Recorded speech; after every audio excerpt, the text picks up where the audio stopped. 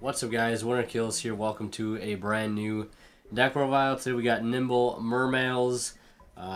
This is my second time recording this because I'm having some technical issues, but regardless, we're going to go ahead and get into this deck profile. Hope you guys enjoy. And yeah, without further ado, we'll start with the main deck and, of course, with the monsters. Okay, so for the monsters, we have 3 Teus to start off with. Still got to play 3, obviously. But not the same can be said for Megalo. Cut down to 2 Megalo. I think it's a little bit better. Kind of prevents the brick hands where you open up 2 of these and you really only want to see 1. So 2 Megalo been working out just fine. For the smaller Mermails, we have 1 Pike, 1 Turge. Turge is actually really important in here now since we're playing the Nimble Engine, and I'll explain why later on. 1 Mandarin because this sets up a lot of cool extra deck plays. 1 Lind, 1 Gund, and 1 Osea. Still haven't found a use for this card yet. I mean, it's cool, but I personally don't like Osea that much. I don't know what it is about it. I just don't like it that much. But I'm still playing it, I guess. 3 Neptibus, of course. 2 Dragoons. Let me play 3, please. And then 2 Infantry. No Marksman. If I was going to play Marksman, I'd probably cut this for it, honestly, if you want my opinion. But right now, this is fine. This gives you basically 2 full uses out of a Neptibus. The first time you're going to be sending Dragoons, adding Dragoons in Megalo. You know, the second time you're going to be sending an infantry, adding an infantry. So, late game doesn't help out too much, but, you know, you really shouldn't need to try to resolve Neptibus 3 times in one game. That's really not the point of Neptibus. And then for the other waters, you know, important waters we're playing, you know, the big names, Mulan and Diva. So, got to have those in there, of course. And then the Nimble Engine. Who could forget it? This is Nimble Mermail. What are the Nimbles? Here they are. So we got 3 Angler, 1 Sunfish, 1 Beaver. I played the 3-1-1 combo because I want to see this card first.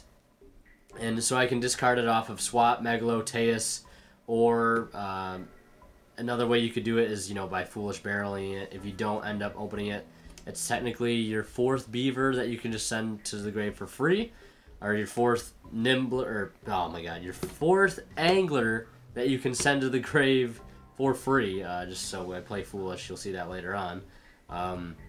But I usually, and as, you know, the only things that you can summon off Angler are these guys here.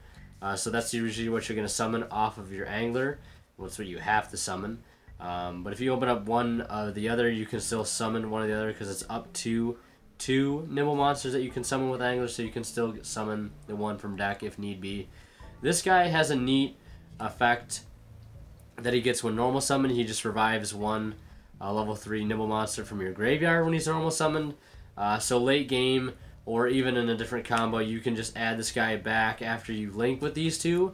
Add this guy back off of a card like Turge, because you can add this guy back. He's lower than level 3 water, so you can add him back and be able to use his effect to sort of recycle, you know, these other guys' effect. So you can, you know, summon this guy, revive the Sunfish, and then you have that same 2 monster combo that you had, you know, when you sent the Angler in the first place. So that's it for the Nimble Engine. Had to explain a couple of things there just in case any of you who are new to the Nimble Engine, what it does, what do you use it for, etc., etc. Mainly just linking for monsters is what you're using it for. And then we still play the Frog Engine, 3 Swap, Run Ronin. Kind of want to play 2 Ronin, but this is fine for now. And then for hand traps, 2 Ash, 2 Ogre, and 1 Drone Lock Bird. To wrap up the rest of the monsters, we will now jump into the spells. As you know, there was a lot of monsters. Not going to be a whole lot of spells, as you might have guessed. 2 Moray of Greed, a lot better than 3 because a lot of times I'd find myself opening the Moray of Greed with a hand that I wanted to keep and not sort of gamble away for a better hand. So this pretty much eliminates that from happening. Obviously, it could still happen, but the likelihood of that happening is much less now. So I like the 2 Moray instead of 3. 1 Foolish, 1 Wind Charge, and 1 for 1, of course, for your 4th Neptibus. And then, last but not least, 1 Sphere. Some of the builds that I've seen that play the Nimble Engine don't play this, but I'm still playing it because I still think it's pretty good. Now we'll go into the extra deck. Apologize for my squeaky chair. I'm going to the extra deck here, and we got Saryuja for our first link. You can make this guy pretty easily to get off his last effect where you use 4+ monsters with different names. That's like the whole purpose of the Nimble Engine, to be able to get this guy out in the field pretty easily. I would like to be playing 2 of this guy, but right now I only have 1. He's pretty expensive, so I've got to work with what I got. 1 Firewall Dragon, 1 Boarload. Finally picked up some of these cards. Decode Talker, Mistar Boy. Only playing 1 right now. Underclock Taker, and Link Karibo, because you play Neptibus, and this card sets up a lot of really cool plays. So that's it for the links. And then the Ixies, we have 1 True King of All Calamities, 1 number 38, 1 Gaios.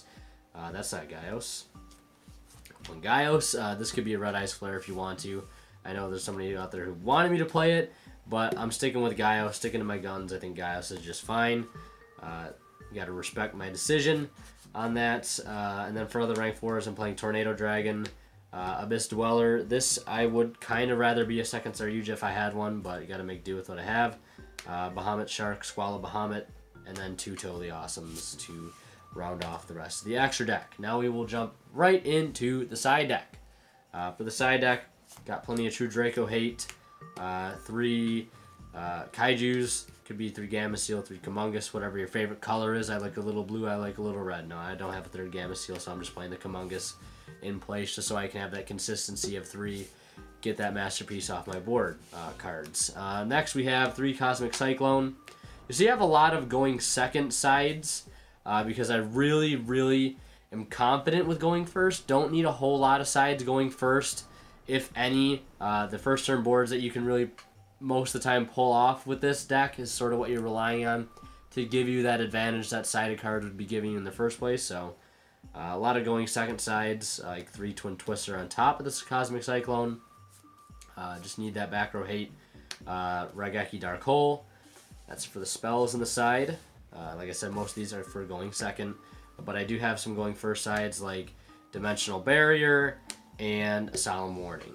So that's pretty much going to wrap it up for the side deck and the deck profile as a whole. So I hope you guys enjoyed this deck profile, and if you did, of course, please be sure to leave a like and let me know what you guys think about the new build down in the comment section below. This has got to be like our 30th rendition of Mermails ever on this entire channel. I'm dedicated to the deck. I probably will be for a long time after this, so hope you guys enjoyed it.